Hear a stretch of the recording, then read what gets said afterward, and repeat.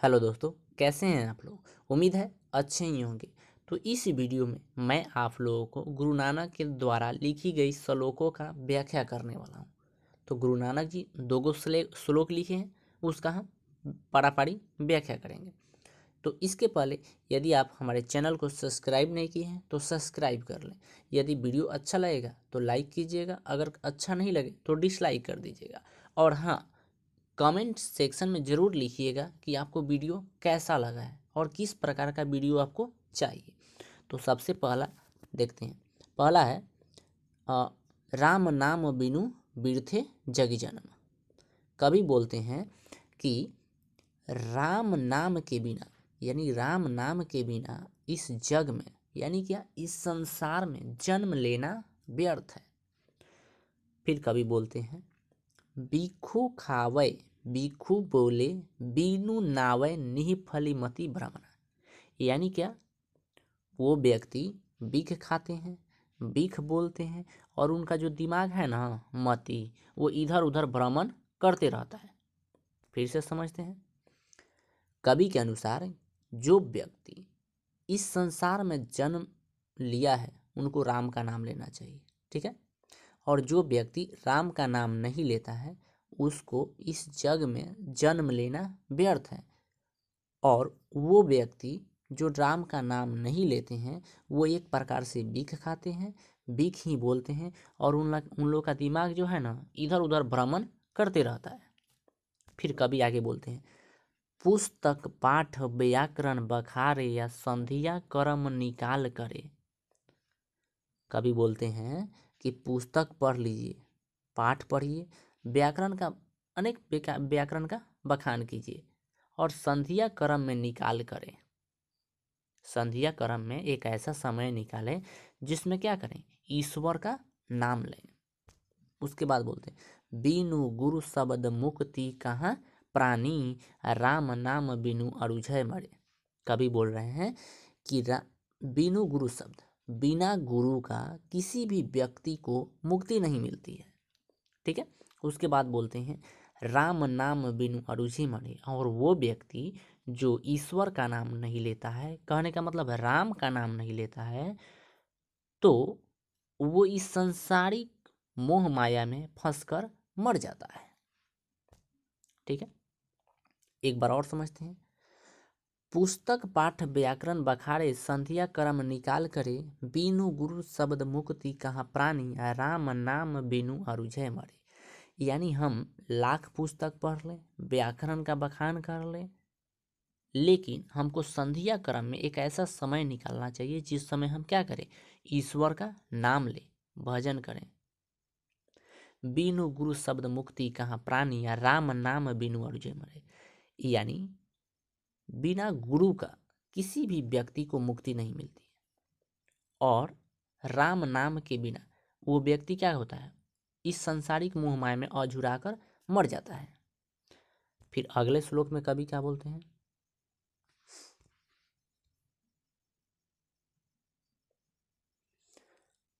Been हाँ दंड कमंडल सीखा सूत धोती धोती तीर्थ गमनु अति भ्रमनु करे।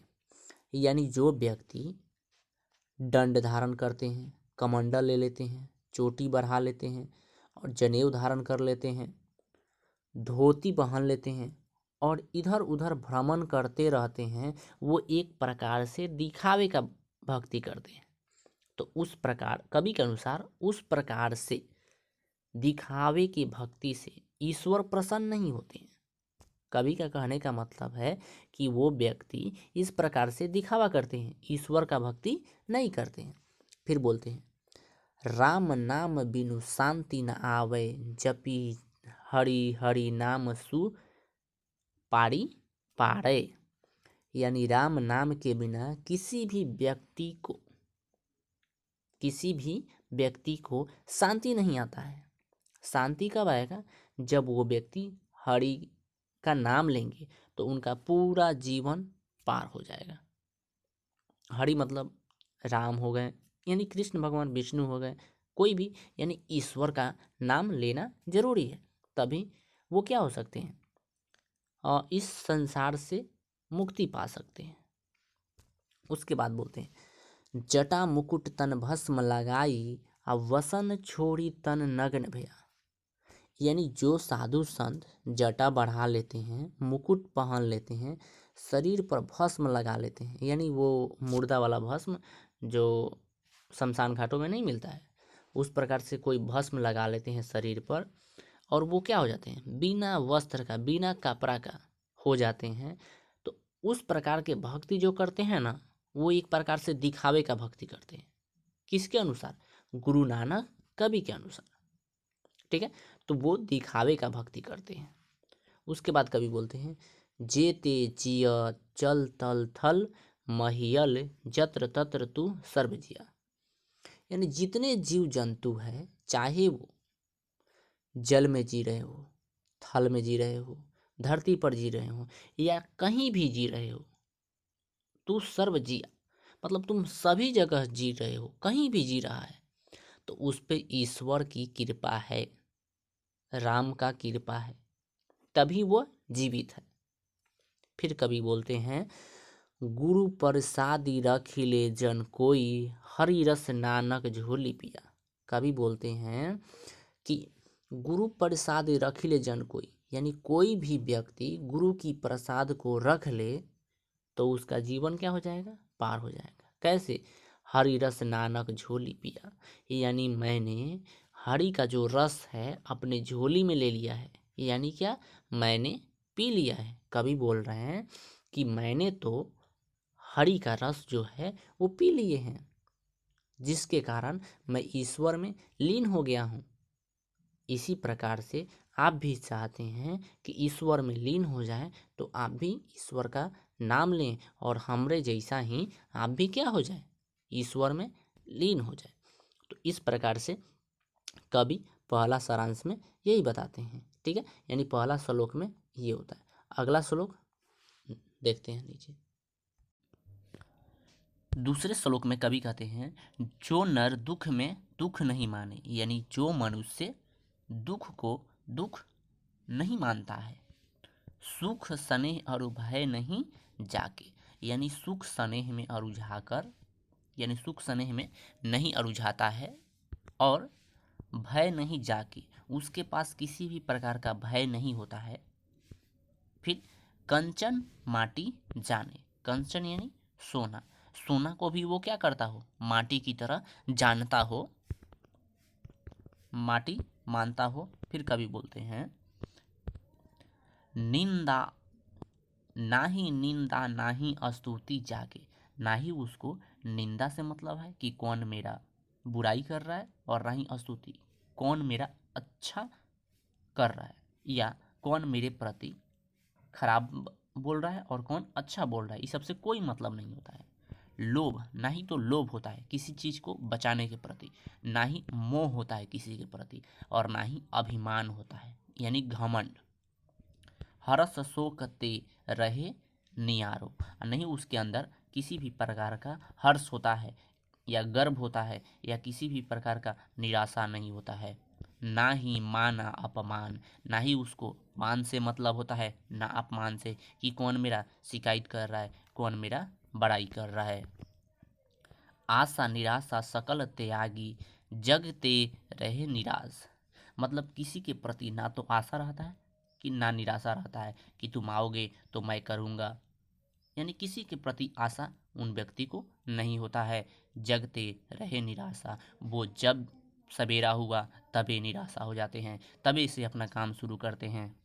उसके बाद कवि बोलते हैं काम क्रोध जे ही परसे नाही ते ही घट ब्रह्म निवास, यानी जिन व्यक्ति के अंदर काम की इच्छा खत्म हो जाती है, यानी शारीरिक क्रियाएं खत्म हो जाती है, उनके अंदर अगर क्रोध नहीं रहता है, उन्हीं के अंदर क्या होता है, ब्रह्म का निवास होता है। फिर कवि बोलते हैं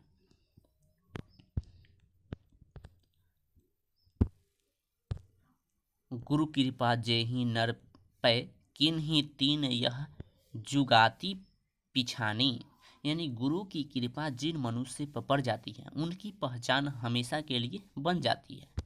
जैसे नानक लीन भयो गोविंद सो ज्यों पानी संग पानी। जिस प्रकार से नानक यानी मैं गुरु गोविंद जी बोल रहे हैं कि जिस प्रकार से नानक जी गोविंद में लीन हो गए हैं, जैसे पानी संग पानी, यानी जिस प्रकार से पानी को पानी में मिला दिया जाएगा, अलग नहीं किया जा सकता, उसी प्रकार से गुरु नानक जी मिल गए हैं।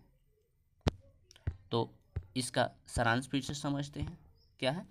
गुरु नानक जी बोलते हैं कि जो मनुष्य या जिस मनुष्य को दुख से कोई मतलब नहीं रहता है कि दुख है तो बहुत ज़्यादा दुख है, या कितना है कितना नहीं, दुख आया है तो चला जाएगा, यानी जिन मनुष्य को दुख से कोई मतलब नहीं रहता है, ना ही तो उन्हें सुख सने सबको एक बराबर देखते हैं और वो सोना को माटी समझते हैं। उनको ना तो निंदा से मतलब है, ना स्तुति से मतलब है, ना लोभ है, ना मोह है, ना अभिमान है, ना हर्ष है, ना शोक है, ना ही मान अपमान है, कौन मेरा बुराई कर रहा है कौन मेरा अच्छाई कर रहा है, ना ही तो किसी काम को करने के प्रति आशा है कि वो व्यक्ति आएंगे तो करेंगे, ना ही उसे शारीरिक काम कार्य है, और ना ही उन लोगों को क्रोध हो किसी चीज़ के प्रति। उन व्यक्ति के अंदर क्या होते हैं, ब्रह्म निवास करते हैं। तो इन लोगों के प्रति बोलते हैं कवि कि वैसे मनुष्य के अंदर ब्रह्म निवास करते हैं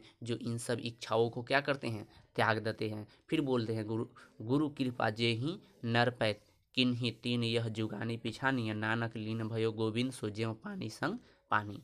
यानी गुरु की कृपा जिन नर पर पड़ जाती है उन्हें युगो युगो पहचाना जाता है। उसके बाद बोल रहे हैं नानक जी कि मैं तो गुरु गोविंद में लीन हो गया हूँ, आप जैसे पानी संग पानी, इसलिए आप भी लीन हो जाइए।